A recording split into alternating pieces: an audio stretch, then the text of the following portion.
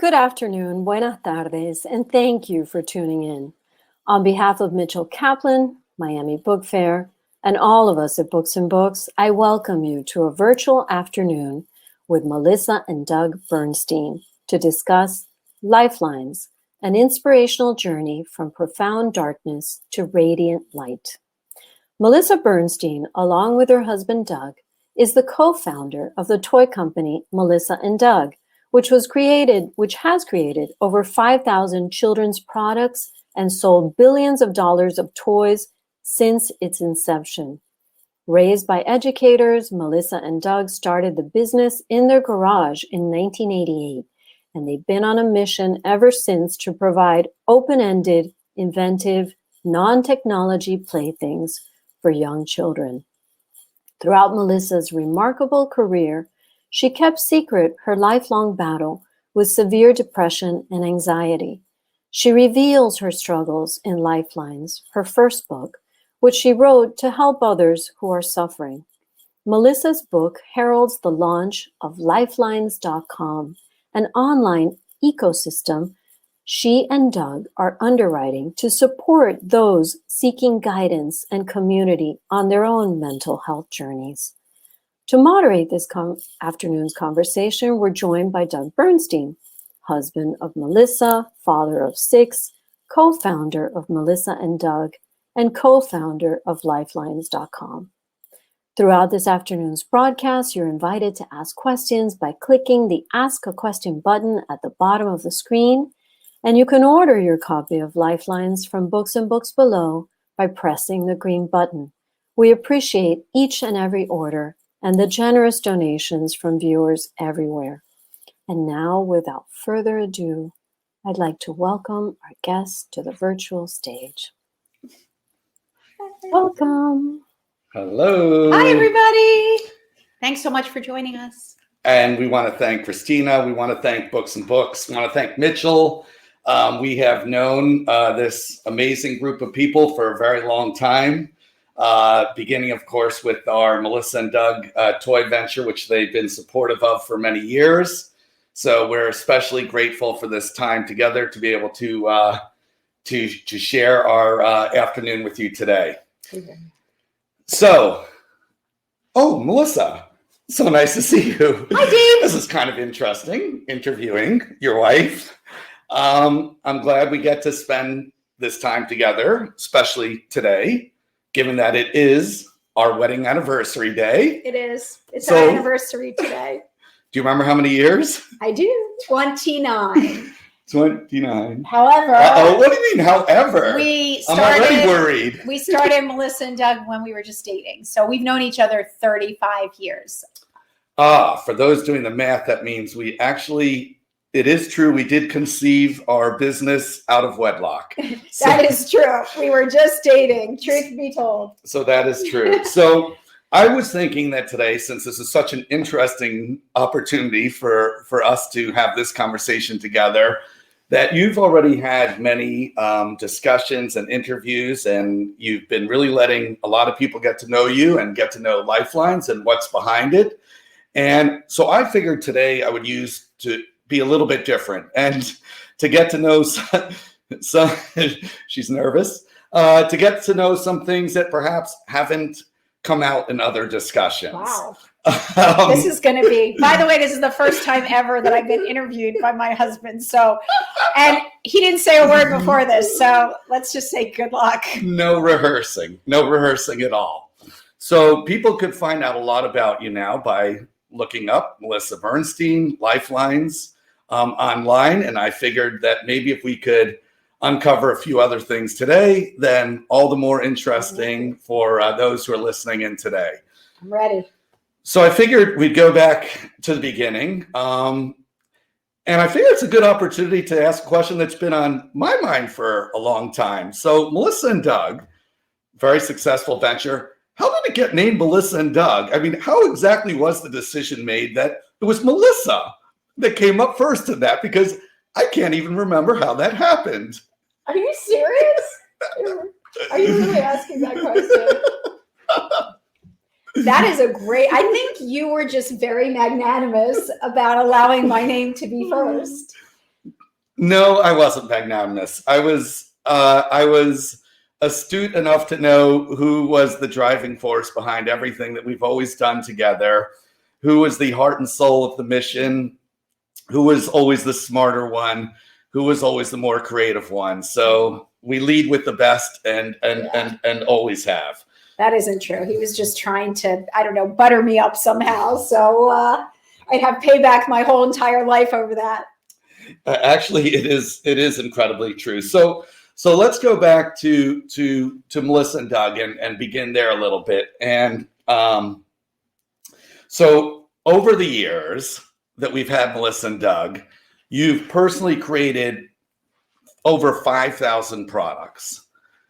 You've raised 6 children.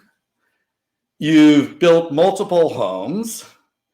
You've had an incredible partnership and friendship and marriage with me for a long time. And through all of that, somehow, someplace, you found time to write not just a book, but a 600-page book. So how did you manage that? Wow. Oh, that's a wow, you're asking some really tough questions here. How did I manage to write the book? Yeah. Through all that? I mean, the book I've been writing ever since I was born. Like, the book is the biggest product I've ever given birth to. And I think that was why it was so desperate to come out. You know, I say I had 6 C-sections because my children didn't even seem to want to come out on their own. But the book, really, it was begging, it was crying, it was beseeching, like liberation. And it just poured out of me. I think when I finally got to the point where I said, I'm going to write this story and I'm going to come out to the world as I truly am, it only took me a few months to write it because it was all here. All my verses were there, all my journal writings, like it literally just poured out of me.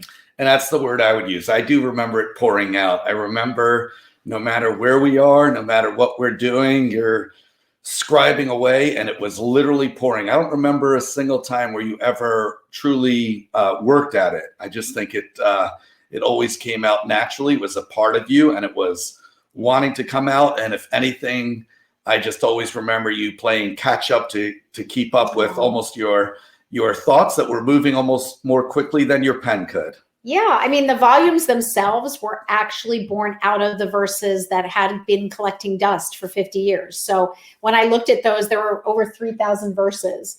And when I thought, like, what are the volumes of this book going to be? What are those disparate parts of myself that have been seeking acceptance my whole life, but have been scattered throughout, like out there, and long to come back into my soul? I looked at those verses and I divided them into the categories of the thoughts and the questions that I pondered, and they literally fell into the 11 volumes of the book. So even those were not determined by, my head, they were determined by my heart and those very verses.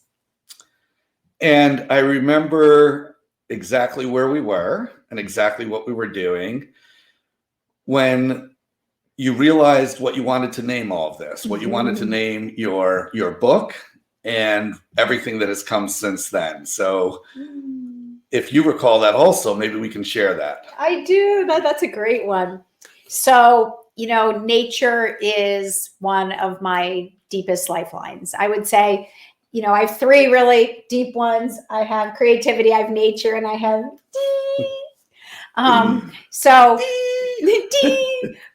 and he calls me Melissa. So that's another little secret for our anniversary sharing. But we were, of course, in nature. We were walking along one of our favorite beaches in the world, doing something that, we love more than anything, walking in nature. And I love collecting. Collecting is like something that brings me in my heart. So collecting shells and treasures from nature just make me so happy. But we were pondering names for the book, and all of a sudden it was like the angels were singing. I call it like that epiphany. And it was a double meaning, which was so important because double, triple meanings like are beautiful when you love words as much as I. So the word lifelines came into our heads. And I think lifelines was so powerful because I had used the word lifelines in my verses, so many of them talking about what they were to me, because writing these verses were my beacons. They were my saviors in some very dark times. And when I thought about that, they were lifelines in what they did for me, in saving me, and they were lifelines in that they were lines of verse, I was like, could it be? Could that word be everything? And we were both like, oh my gosh, that's it. That's the name. And not only is it the name for the book, but it's the name for everything we're doing, because our lifelines as humans are those things that allow us to stay, I say, safe and sane in a world and life that's very much undulating and going through ebbs and flows. And I want to ask more about your lifelines, because I think that's an amazing thing to share. But you remind me of a story when we were walking along that beach. And I think this is an important part of one of your lifelines. And I think it demonstrates why it's more than just the concept. It's exactly how you go about things also. Because Melissa and I, we would walk together. We walk every single day. And when we walk along the beach, we, of course, are walking directly side by side, and we're walking the exact same path. And we get to the end of our walk, and Melissa will say, look at what I found. And she will inevitably have 30, 40, 50 of the most beautiful, special shells and other ornaments that she's collected along the beach walk. And I'll have maybe my 2 or 3. And we've walked the exact same path. And I know that you've also written a verse about this. And maybe you could share that verse with everyone. But I think the verse is so telling because it shares what you're able to do, which I think is one of your lifelines, which is really to be able to see things in the exact same places that others are looking, but be able to see things in a more special and a more magical way than others might. Yeah, I mean, you can walk a path 1,000 times without a second thought, for it won't be fathomed differently or offer wisdom thought till the power of awareness grants lucidity of seeing all the wonder ever present and the joy of holy being. So it's, I mean, and that's, I read a lot of verses about that. That's one of them that came up. But it's, yeah, I mean, you know, life is about, I've realized, becoming aware and present in your heart. And when you become present in your heart, you see the extraordinary in the ordinary. And that's why nature is so powerful to me, because when I'm present in my heart, like everything is a miracle and everything is a discovery and everything is like, can you believe this tree and the color of the leaves and the color of the sky? When I'm in my head, which I was imprisoned in for many, many decades, the world is a very dark gray place. But when I step on out of the head, moving into the heart, free to channel the dread into jubilant art, the world becomes full of the most beautiful myriad of colors ever. And I think lifelines, I remember that exact moment when you had that idea for the name. And as you said, it has so many different and deep meanings, and each one is so relevant, so important. And I know I've heard many people ask you, and I think that it's interesting because when we talk about lifelines, there's not a finite answer to what are lifelines for people, because you've always said that everyone has their own lifelines, and it could be whatever they seek and find, and that there are their lifelines. But I would love for you to share what your personal lifelines are. Yeah, and it's funny because just this morning on our ecosystem, lifelines.com, we had a workshop on play. And it was incredible. We had like a few hundred people talking about play, because play is a lifeline and play is essential for a happy, joyful life. And play is, in essence, one's lifelines. Play is anything that brings them into their heart from their head, which imprisons us in the past or the future and despair and why is me and the victim mentality to what we do to actually engage in the flow of life. So for me personally, and to be honest, part of the joy is finding new ones like all the time.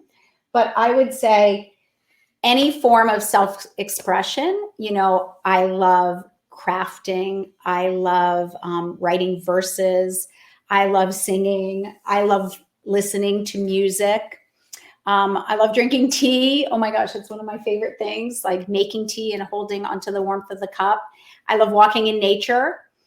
And I love relationships that make me feel that people accept me for who I am. So relationships with those people who mean a lot to me. And those are just a few. And this morning, people were talking about like the ones they love. Some love puzzling and some love all forms of crafting, and everyone mentioned nature. And can I just say one thing about nature? Nature, I think, is so many people's lifeline because it teaches us the lessons we so need to know. And, I always believed that nature is showing me that I need to be present. And I wrote a verse when I was a little girl, which was, "A tree remains a tree and never seeks to be a rose, for the cosmos just accepts what is with no intent to pose." And, when you go in nature, you realize like nature isn't trying to be something it's not. It doesn't care what people think. It's just being. And I know that one of my lifelines has been Melissa, and all the time that we spend together. You're just saying that because it's our anniversary. Every day. Let's see tomorrow. What do you say? I say that every day. And one of the things that Melissa and I enjoy doing every day together is walking in nature. And we do that no matter what. And we live in Connecticut, and it gets cold in Connecticut. And Melissa and I make it a point that no matter how cold, no matter how windy, no matter how much we look outside and say, ooh, we go. We do. And we do that every single day. And it's a good way for us to have time on our own together, time with nature, time just with our thoughts.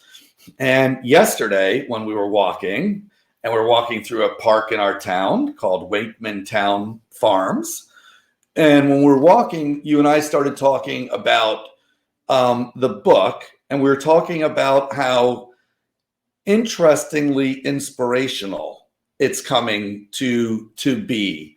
And it was an interesting conversation because you didn't write it with the intent, I don't think, for it to be inspirational, not in the traditional sense. And you and I have talked about that a lot. If you wanted to do that, you could have set out and you could have written a much different book. You wanted to write an incredibly authentic story, organic, your story, unedited, untouched, as natural and as honest as can be. And we were talking about the fact that the inspiration is happening in the best way possible, which is organically. And we were talking about it in terms of the letters you've been receiving, which has been unbelievable. And I remember when we first started this and we talked and we said that the reward for all of this effort is going to be the people that you touch, the letters that you receive, the texts, the emails, the phone calls, the people on the street, as happened while we were walking yesterday when people pulled you aside and just said, "I just wanted to thank you." And I found that really warm and reassuring for everything that you've done and everything that you've wanted to do. And I'm wondering, of course, protecting privacy, if you want to share some of the letters that you've received or some concepts, some things that have been mentioned to you that have left you, as I've seen many times, teary-eyed and feeling that it's worth everything that you're doing and how you've put yourself out there so openly and honestly. That's a great question, and made me emotional just thinking about it. I think, all I ever wanted was to share my truth, and be accepted as I truly was. Because I knew that only if I accepted myself in totality could I truly help others and accept them in totality as well. So I needed to heal myself first before I could help the world to heal. And that was the book. And, for years, publishers had come to me and said, like, write a book on parenting, write a book about your anecdotes on having 6 children while starting a toy company, and like all the cute little fun stories and the photos and all that. And from the beginning, I was like, no, that's not authentic. That's not showing the truth, the totality of who I am, which is a whole lot of darkness channeled into the light, but a whole lot of darkness first. So I wanted to authentically and vulnerably share my truth in hopes that it would enable others to share theirs as well. And I'm so grateful that actually is what it seems to have done for those folks who have felt as I felt, that at that point when they don't even know if life is worth living because the darkness is so dark and they don't see any shred of light. I wanted to touch those people because I wanted them to know, one, they're not alone. Because, when you're at that point, when there is no light coming in, you feel utterly and completely alone. And many have said in their letters, they feel like they're on an island by themselves or another planet. Those of us who felt that way, we use the same words because words are finite. There are only so many to voice the ineffable. And it's those same words. I wanted to show others they can and have the power within to turn their darkness into light. And so many have said to me, I'm in darkness and there is no light and I'm hopeless and I won't ever find hope again. I'm fearful of that. And I say to them, if you read my story, I was there too for a long time, thinking that there was no way out, that there was this demon that wanted me to hurt myself and do bad things. But I found it. I found the light, and I was able to access that thing within me and channel that darkness into the light. And I now live in light. I mean, it isn't that there still aren't dark days, but I have chosen life, I've chosen myself, and I'm really grateful, so grateful to be here. So I feel like I can show others my path. I can't unfortunately carry their backpacks, but I can show them the path I took. And then 3, I finally have learned for myself that I can now share with others that we won't ever find fulfillment or true inner peace until we stop racing outside ourselves for the answer. Because we're all looking out there. We are looking far and wide to find the seeds of salvation that are right here. Because it's hard. That journey inward is really grueling. And it wasn't until I finally had the courage to stop racing, to stop, take a deep breath, and make that arduous journey inward that I was able to accept myself in totality and thus accept others in their totality as well. And I talk about that how I started to do that. I don't talk about the journey because I'm just going on that right now. But the act of choosing to take the journey and choosing to live and choosing myself and knowing that I alone was the only one who could stop playing a victim and change my actions, behavior, and attitude, that has enabled me to shine the light on others. And Melissa is a very humble person, and so wouldn't say things like this. But I would. Some of these letters, which she shares with me, are truly some of the most powerful letters I have ever seen. These aren't just short notes. These are often 2-page letters, sometimes handwritten, sometimes typed in email to her, and saying things like, I've struggled to understand for years my feelings.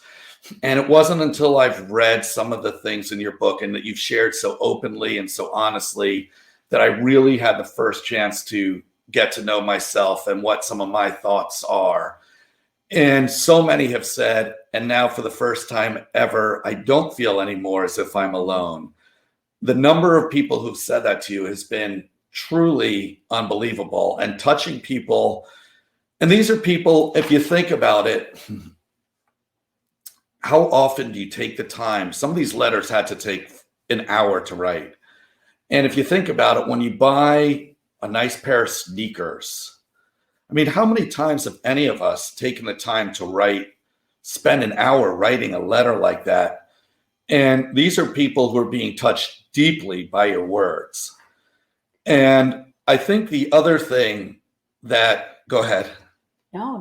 The other thing I think was maybe a turning point in this project is that when it was just getting going, there were some people that were aware that Melissa was working on this and knew that it would be something that would really touch people in a very big way, and therefore introduced Melissa to some significant people who could help her get this book written and to market. And there's one letter, speaking of letters, which Melissa received, which was from one of the top literary agents in the country. This was brought to her attention by someone else, and she's very renowned, considered one of the top literary agents in the country. And she also sent Melissa a very long letter.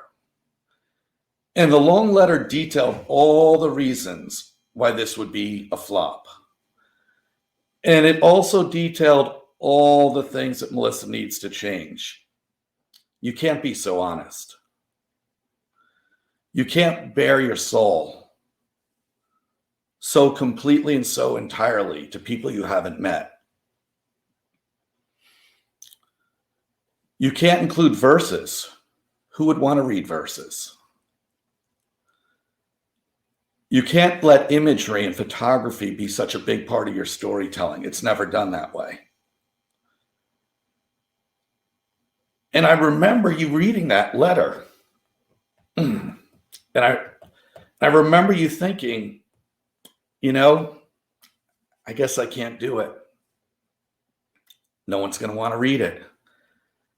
Because that's what I was just told. And I remember it taking you a little while. It wasn't right away. But I remember you getting reinvigorated by that and saying, no, this is the very reason I need to write it. Mm-hmm. And this is the very reason I need to put it out there. And this is the very reason it needs to be honest. And this is the very reason it can't be adopted and modified to fit what people are expecting. It has to be very honest and it has to be truthful if it's really going to touch people in the way that I want it to touch people. So that's what I remember as being a turning point for you.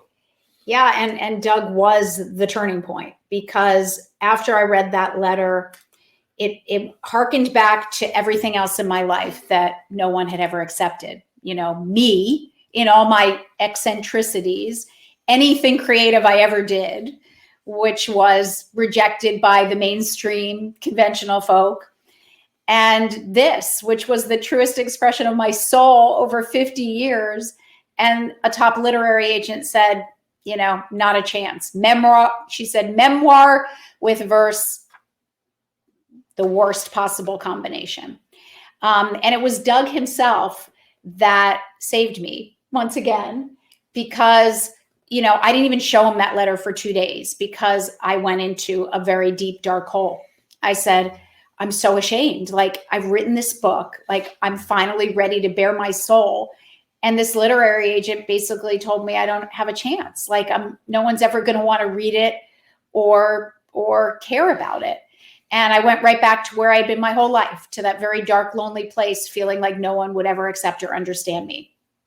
And when I finally had the courage to show Doug, he was he had the best reaction ever. He looked at it and he laughed. And I think he just said, oh my gosh, if this didn't happen, I'd think something's wrong.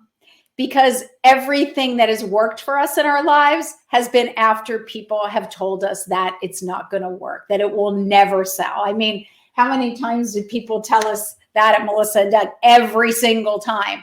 Simple wooden toys, Not a chance. Where's the technology? Where's the bells and whistles? Where's the characters?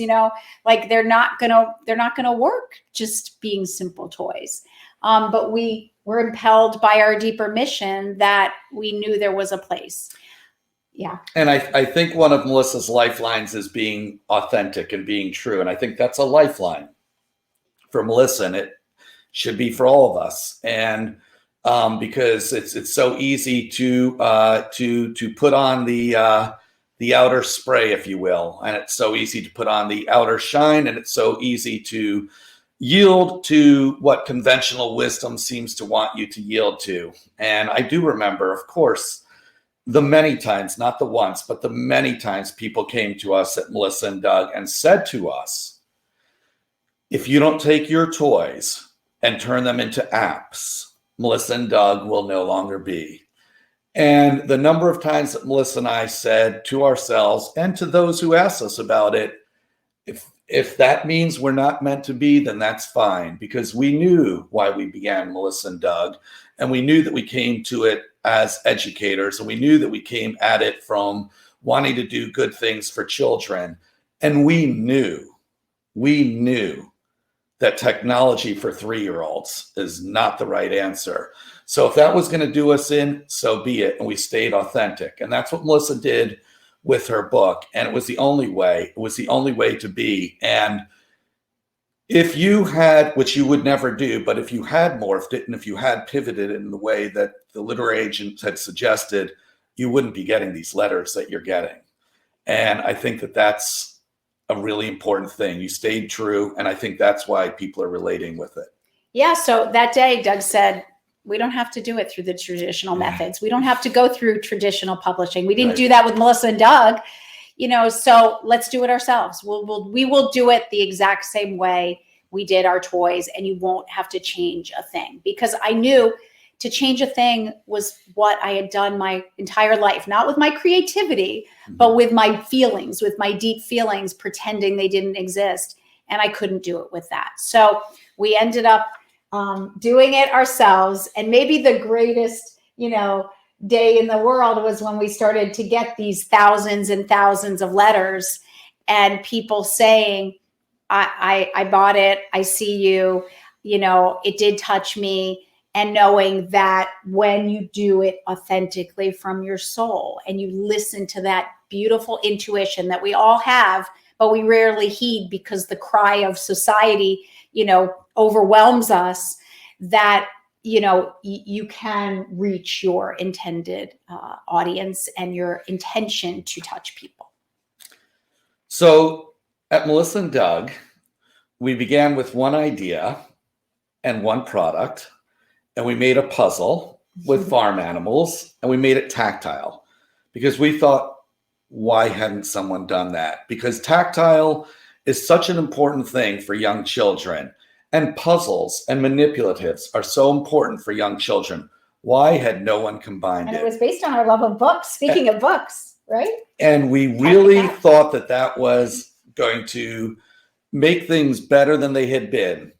Interestingly, that one idea turned into 2. I remember when we did a second, and I remember then when we expanded to 4. And then I also remember when we expanded that to 16. And then I remember when we said, it's time to move into another category. And then I remember, and I guess I don't remember because I guess we blinked and it was 5,000. So I'm curious, this began as a book. What else has it become so far? And where else in your imagination do you see it going? Ooh, I love that. Yeah, it started really as a book, and my bid to finally find self-acceptance as I truly was, and my hope that in brandishing my truth that others would have the courage to do the same. But we started to see, I think, as we started to talk about what we were doing and this, this sense that so many of us were doing the same things, hiding ourselves, cloaking ourselves in layers of lies and pretension and hiding who we were, we saw we had the opportunity to do something even even more powerful, which is to form this ecosystem, lifelines.com, which, by the way, Doug and I are completely funding. We have been so fortunate in 32 years of making toys that we wanted to give back and do something that we felt could touch more people and really help them to live truly authentic lives. So we started to form this ecosystem, which was it was the coolest thing ever. Part of my healing was taking this journey, was finally admitting 4 years ago, and this has just happened fairly recently, that I didn't know how to stop racing outside myself for the answer. I had been in this futile race to find my fulfillment through, achievement, creativity through creating, but I still had never stopped and gone within and accepted who I was in all my totality, including all the darkness that really spawned my creativity. So with the help of a professional, I made this journey inward. And that journey, which has taken 4 years, and I'm still technically on because I keep taking it, was so arduous, powerful, and revelatory that I wanted to recreate it for our community, which we call seekers, to also take. So there's been nothing more incredible than taking this journey that was a metaphorical journey in my head, which I saw in my mind as a hike with a backpack and a compass and all these tools, these acorns and these pine cones, and turn it into an actual journey, a virtual journey that our seeker community can take on our site, and working with a team to really bring what was only in my head. I mean, it's very similar to all the toys I create too, but this was maybe even cooler in that it was like virtual and something that was mirroring a hike in nature, because nature is so important to me.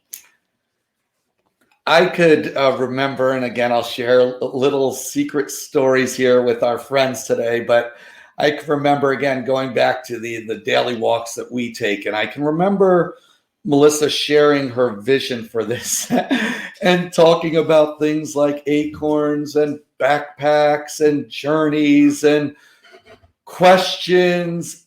And I can remember every once in a while saying, and wait a second, this is something we're going to bring to life on a website. And I can remember going back and forth with it a little bit because I knew that's where I would come in, helping her bring this to life. Yes. And I can remember a few times thinking, and even once I do remember going back to her and saying, this is amazing. And and maybe someday we should create a movie.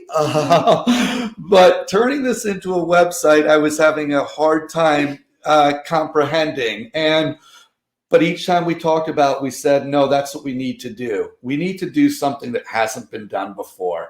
We need to push the boundaries. And the more it seemed impossible, and we met with many digital production companies, and the more we heard that this can't be done, oh, yes, the more we got excited that we had no choice but to do it. We heard those words again. It can't be done. We love the words. We love the words. It can't be done. That gets us excited more than anything. And you can't have 6 C-sections. and I, although they said that too. Although they did say you can't have 7, we did listen that time. Yeah, we did. But I do remember that as we built this and as it came to life, and I do invite all of you, and you should look. As Melissa said, it's free, so we're not pushing something that's not. But it really is quite remarkable at lifelines.com, and it truly is an entire journey. It enables you to really take your inner journey. It's based entirely on the journey that Melissa did herself. And there's so much optionality through it because everyone's journey by definition will be different. And it allows it to be different. You could take that journey, Melissa's journey, she does it all the time still. And when she does it, hers is different each time. So it truly is remarkable and really began as such an incredible vision on your part that was compelled to the finish line by the number of people who told us that it can't be done. And Doug said to me, I'm going to make this happen. And he really, I mean, I couldn't have done it. You know, we're a team again, because I can have the vision for it, but without him to make it happen, which has been Herculean, I will say, it never would be here. And there have been amazing people that have helped us. Would love to take that much credit, but we've had amazing people that have worked with us to do that. And I would also like to say, speaking of amazing people, that, you know, what Books and Books is doing, and you and I talk about this all the time, and Melissa and Doug, this is exactly where we began. It's virtual today, but we began in conversations like this with some of the most incredible people that we've met in our last 30 years, who are running these shops in their communities, and who are so tightly connected with their communities and have such an ability to communicate and to get to know those who they engage with every single day. So for us to have this opportunity to share with this great group of people that's been part of our lives for so long, I feel like we've been part of your community for as long as we've been thinking of ideas, is really very special for us. I think about the community too. Yes. The other part of Lifelines that has been so profound is the community, because, you know, I've realized that there's a lot of isolation and despair in this world. And so many people are alone. They've untethered from any connection. And we have formed this I don't know, I can't even think of the word, this beautiful, it doesn't even begin to describe it. This beautiful community of people who are so lonely and felt like they were alone, truly, until we've come together and we've created these workshops that are so powerful. And we're really winging it. I have to be honest, like, we don't have a lot of folks who've done this for huge companies. Like, we're really one by one creating workshops on topics that no one talks about, topics that people are scared and fearful to bring out into the light.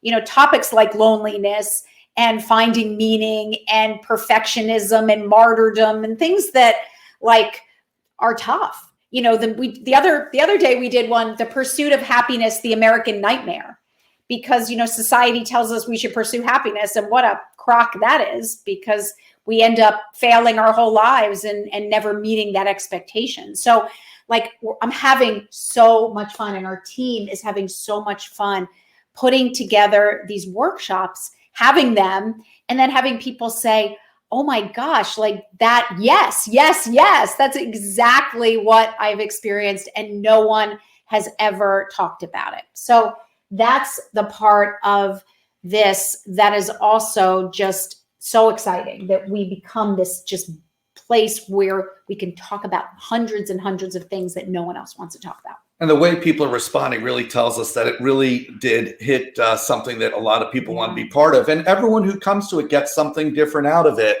I remember in one of the first workshops we did, I remember a woman, after the conversation, I know that we've been saying one of our mantras is, you are not alone. And I remember there was a woman in one of the workshops when we were sharing personal stories, and different people in our community were talking about things. I remember her saying, oh, wow, I thought I was the only person who ever felt that way. And I remember saying, just hearing you talk about that has made me feel so much better now, knowing, because I thought something was wrong. I thought there was something going on with me, but you just described a way that I have felt. And I remember that was so powerful. And these workshops have been really tremendous. And as Melissa said, they're changing every day, because, to be honest, we don't own it. We don't own it. You own it. And it's your community. And that's what we're saying to people. And you help us shape it. We get suggestions all day long. Yeah. After this afternoon, I'm sure I'm going to read a whole bunch more. And we want suggestions to know, what could we do to help make this better for people, because that's what this is about. And again, I will say, this is free. Yeah. The content is free. The community is free. We have some amazing mindfulness videos that we've created and we've produced, and it's free. It's all of this content is free. We are going to have some products that we're going to create that are going to be tools to help you along the journey. Those won't be. The book, everything will be modestly priced. The book, you know, we're happy to say when you see the book, you'll see it's 600 pages. It's full of spectacular photography. It's got gorgeously sewn bindings. It has heavy stock paper. It is just a really spectacular book, and it's priced at $28 at retail. And so, yes, we will have some products that are paid for, but all of our content, all of our community, all of our workshops, all of those exercises are all going to be free. Yeah. And I think, you know, we're getting notes and letters like, in that workshop, I had a breakthrough. Like I realized something I had never known before. And just in the last one, I was just doing one this morning on Play. As I said, a woman said something like, a few people said something like, I thought I was never playing because I did it alone. And the fact that, you know, I shared my story about how I played throughout my childhood, but it was always alone because I'm an introvert and I really didn't play with others, but it was still my form of play. It was still my form of joy and bliss. And like she said, that alone changed her whole mindset because now she realizes she did play. Like she was, and she thought something was wrong with her because she couldn't, you know, play with others. But that's just one form of play. Playing alone is another form of play. So I love it when I see someone in one of these workshops, and believe me, I'm having my own too. It's not like I'm on a pedestal. Like we're all equal at these workshops and helping each other connect dots and find new insights for ourselves. So I wanted to, before we wrap, Yeah. I wanted to be able to return this. Before I return this to Christina, I just wanted to share with everyone that this has been a great opportunity that we're grateful for to share, and very unique. Really unique. First time for me to be asking Melissa the questions like this. And Good job. I wanted to try to ask some questions that perhaps don't come up in every single interview that she's been having. So I wanted to have it be a little bit unique. And before handing it back to Christina, I also wanted to close it with some words that I'm guessing and hoping won't come up in any other interviews that Melissa has, which is just these 5 words. Happy anniversary. I love you. Oh, happy anniversary, sweetie. I love you too. And Yay! Christina, I turn it back to you. Oh my God, I'm going to be crying. Like now you're making, not only have you made me feel like uplifted and elevated, now I'm like just crying from like, I don't know, you guys are amazing. So thank you for sharing yourselves so openly and so authentically. And thank you so much for your kind words about books and books, because we really appreciate it. We love the fact that we have a community. I think that there's a lot of synergy between what you do and what independent bookstores are always trying to do. So thank you for that. But Melissa, you are an artist. That's what you are. You're an artist. And every artist throughout history has I think struggled with a lot of the things that are interior and, you know, have been introverts and have had to find a way to express that. So thank you. And how remarkable. I just want to hear more and more about it. But we do have some questions from our audience. And so I want to move on to some of those. So Christine says, thank you for underwriting this helpful tool for those of us struggling. It makes a difference and is much appreciated. Let's see. So here's an interesting one. What advice can you give to people who struggle financially due to depression? This is from Michael. That's a great question. And we just talked about this in our play workshop. You know, I mean, I think, and I'm not a professional, by the way. I am just someone who's been in darkness for many decades and had to find my way out. You know, I think if you cannot afford to get professional help, then, what we talked about today, engaging in any form of joy you can. And when we talked today about the things that bring us joy, it was so fascinating. Every single thing did not cost a cent. Like when we listed, we had many people raise their hands and talk about the things they remember from childhood. It was being outside in nature, being outdoors. It was singing. It was drawing. It was writing. It was reading. It was listening to music. Like, it was all things that we can engage in. We just forget how. And what happens as we become more cloaked in misery and pain and responsibility and tragedy and burden is we move up here where despair and fear lives, and we move out of here where joy and being in the present moment lives. So it's not to say that people don't have chemical and biological issues that need, more help. But I think holistically, if you can't afford to do anything, my personal advice for myself is step on out of your head and move into your heart. Like, make a list of the things that you did when you were young that made you feel joy, and just take a baby step. Do one thing.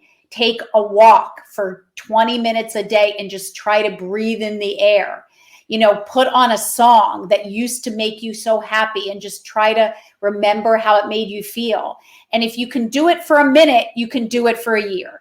If you can get back in your heart and realize that when you're in your heart, time stops, all the fear stops, you'll be able to get into a bigger pattern of doing it over and over. Are you leading all of these workshops, Melissa? I'm leading a lot of them, but we have some amazing community members too. And over time, we hope that our community will rise up and they will lead workshops as well. We have many, many community members who, are talented in whatever they do, not experts. This is peer-to-peer. But yes, I am leading probably half of them. Wow. So Michael would like to know, what do you think causes depression? And what are some of the tools or solutions that could help deal with it? Again, I'm not a professional, but I can say I think it comes from, my depression I was born with. Mine is absolutely chemical, biological. From the moment I was born, those are some of our lifelines. And that's another lifeline. If you don't have a pet, pets have been, and you can adopt pets, they have been a lifeline for us. We have 3.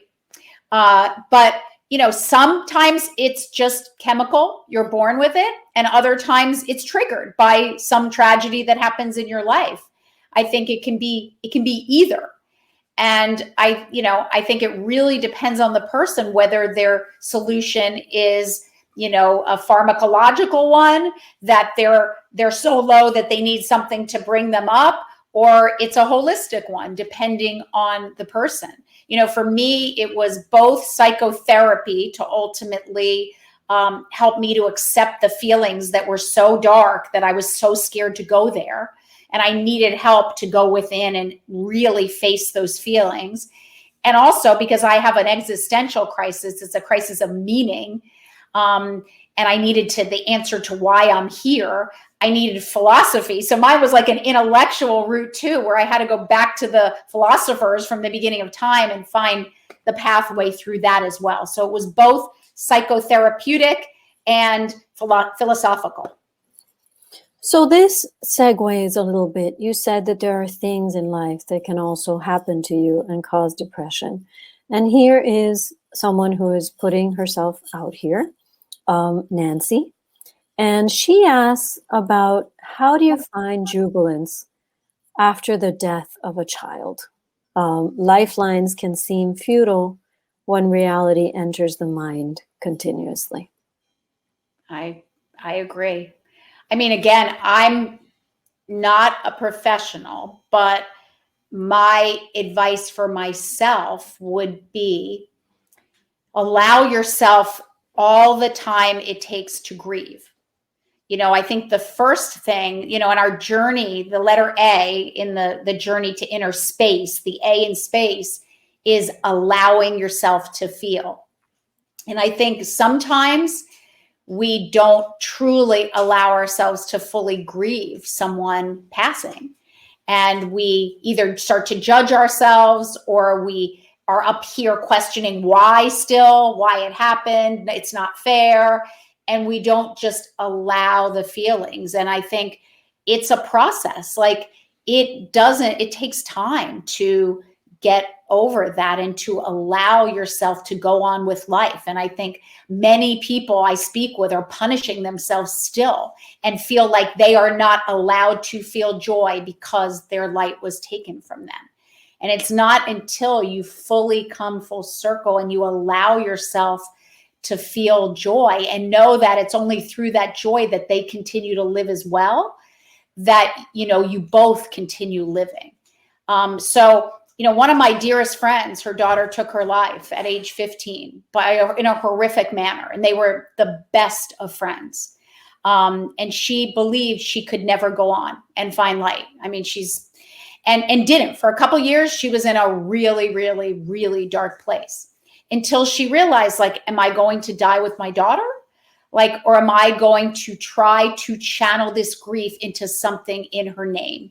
And she founded this incredible organization called My Friend Abby that is in her daughter's Abby's name.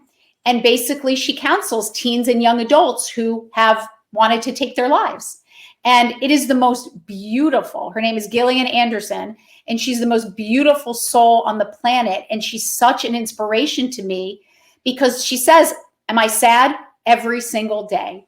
It's been 6 years. Do I miss Abby? Every single day. But did I die along with her? No. And I am going to use every remaining moment in her name to channel the darkness into light and save lives. And she has saved so many lives. And these kids and young adults flock to her group. She meets every week. And she is really like, she's the very essence of what it means to go on in the face of tragedy.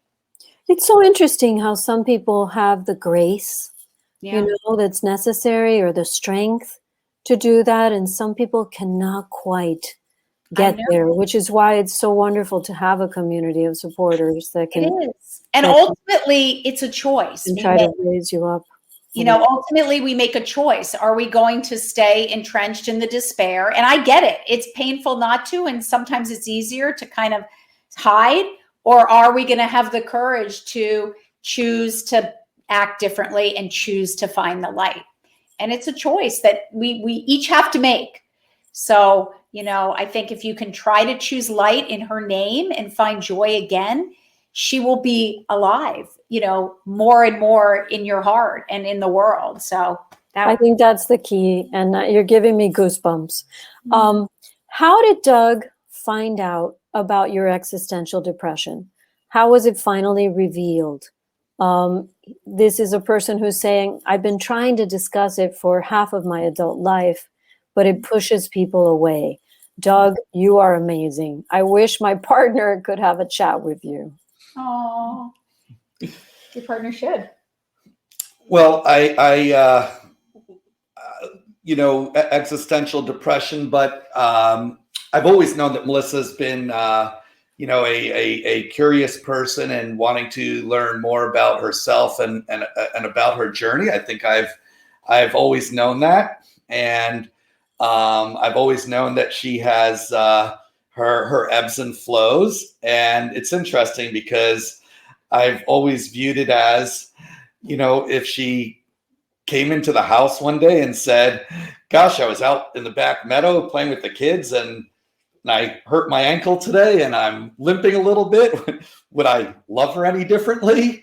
It's just a part of who she is. And that's a part of the whole Melissa. And it's, you take all the parts and all the parts together, weave a beautiful symphony. So I've always known that she's been on a journey to learn more about herself. I think when she really discovered and zeroed in on exactly what it is that's afflicted her, it was a joyous moment for Melissa as well as for myself, because, and I think that's partially what we're trying to achieve with our community and everything that we're doing, because I think that for the first time, Melissa said, "Oh my gosh, I'm understanding it now." And I think that was somewhat of a relief. I remember it more as being joyous and therefore for me also. Have your partner write down Doug at lifelines.com, and Doug can talk to he or she about how to deal with you. Wow. So here's someone who would like to know, can you each share the memory of a book you loved before 10 years old? That's a fun question. I know my favorite. Go. My favorite is Charlotte's Web. It was, oh my gosh, the lesson in that, you know, when Charlotte dies for Wilbur, it's the hope. And that's what I clung to as a child. You know, when Charlotte dies and Wilbur thinks there's like no reason to go on, and then her little children start popping up and like, "Hi, Wilbur, hi, Wilbur, hi, Wilbur." And it's just like, not only is there one light now in his life, there are like hundreds. It's like, it's what I clung to, because in those times of despair, you just want that little bit of hope. And that's what that gave me. You know, I still have trouble killing spiders. I know, me too. Because of that book. Me too. I am always thinking it's a Charlotte. Unless they're really, really big and scary. I try to just let them be in the corner of the house. Me too. What about you, Doug? I always liked Charlie and the Chocolate Factory. Oh, I love that. And so much about it. There's so many interesting things to it, and of course the journey and the friendships that are made along the way, and so analogous. I hadn't really thought about it until right now, but so analogous really to Melissa, and ultimately that the importance of being authentic to yourself and to others, because that's such a central message of that book. So that's always resonated with me also. Melissa and I are big believers in authenticity and transparency. So here, we don't have time for too many. We've got a lot of questions. So what I would tell people is go to lifelines.com, become part of that community, and start, sharing with others. And I'm sure that you will get you'll be able to get some of these questions answered. Someone would like to know, is the weight still as heavy and the work needed to keep choosing life, living a full life, the same, or does it level off after a while? Oh, I love that question. That might be the best question of all. It's a practice. And, I have to be honest. And I think this is the thing that most people like the best when I say it. You don't just get there. There isn't this time that you just get there and it's like, woohoo, life is great. Every day's blissful and I'm doing great. I have existential despair and I need a practice to remain equanimous, or I say safe and sane, inside a body that undulates between deep highs and deep lows. So part of the journey you will see in the letter E is developing our practice.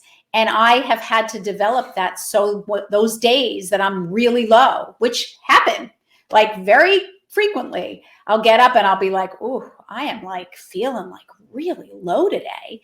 Instead of panicking and going into my head and judging and saying, oh my gosh, it's back, you'll never get out.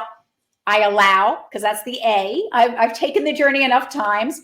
I allow myself to feel really low. And then I say, okay, Melissa, what are you going to engage today in that toolbox of lifelines? And I'm right now, muscle memory is I'm going to go for a walk. I'm going to write a few verses. I'm going to play some music. I'm going to drink my tea. And before I know it, when I don't judge and I don't panic and I don't say, oh, no, not that feeling again, I can't take it anymore, I do my practice. And by the time I think about it again, I'm pretty much in the middle. I'm not up there, but I'm like right in the middle. And I've now learned that it works, but it's a practice. And the key with a practice is when you need to do it most is on the good days, because we don't want to do it when times are good. We forget and we're like, we don't need to practice. We're feeling great. But when you do it when times are good, then when times are bad, it's muscle memory. And then you just do it automatically. Yeah, I will add, having been with Melissa for a long time, I can tell you that it's interesting, because I think these lifelines are tools. And what she's saying, I mean, I've seen it happen. And Melissa is insistent that she goes to her tool bag every single day, and good, bad, indifferent. She always goes for that. And it's really the one thing that she insists on more than anything, that no matter what, must do it. And so when she says it's a practice, she means it. And these truly are. This is what Lifelines is all about, is identifying your lifelines. And you'll see that we're not talking about lifelines that have to come from us. In fact, most of the lifelines you hear Melissa talk about have nothing to do with us. She talks about lifelines out in nature. One of hers is, as you know, collecting things in nature. And we're not selling the things that you should be out in nature collecting. She says, go out in nature and collect those things. Look at trees. Look at the bark formation on trees, if that's a lifeline for yourself. And I've seen her do this, and I see her get her to that balanced spot each time that she reaches for these lifelines. It's really powerful to see. But as she said, it has to be done as a practice. You can't just do it and then say, okay, I'm there, now I can stop doing it. And we talk about this a lot. It's right. How many of us have, we know how our country has embraced physical fitness, right, over the years. And there's gyms everywhere and all sorts of things to do as part of physical fitness. But mental fitness is something that's really important, and it takes a daily regimen. Yeah, this is my medicine. Like, I have a condition that I can fall below the line, and I need to do this as my medicine every single day. And if I don't, I'm telling you, if I don't go for my walk this afternoon, like by tonight, I will be in a very low place. It's that dependent on it. So for all of those of you who worry, don't. I mean, I do this now, and I'm living a really full, happy-ish life. Well, you're such an inspiring human being. And I can tell that you have amassed so much wisdom, and you are so lucky to be having been given so many gifts. You really, I mean, you're a creative, you're an intellectual, you're a philosopher, and mostly you're someone who is now trying to give back. And that is just remarkable. And you can feel it. It comes across the screen. It's just like, it's like a rush that goes straight into where you pointed to, which is your heart. Mm-hmm. And so I just thank you both. You're amazing. Happy anniversary. You're so lucky to have one another, truly. And by the way, we all have those gifts in us. So I don't want anyone to end and say, well, she's got Doug, she's got creativity. We all have our unique form of self-expression, wanting to connect with others. It doesn't have to be a toy company. It doesn't have to be verses. It can be the ability to listen to others, the ability to heal through your words and your kindness. Like, we all have it. So I promise it's in all of us if you take the time to go inward and unearth it. Well, it's the guide, the simplicity of a cup of tea, as you mentioned, the fact that you concentrate on making it, and then you serve it, and then you hold it, and then you drink it.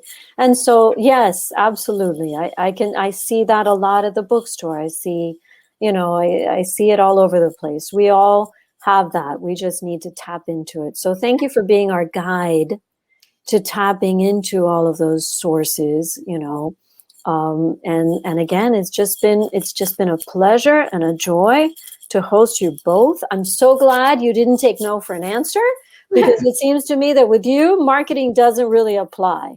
It's about like forging your own way, and then all of that stuff comes and accompanies you.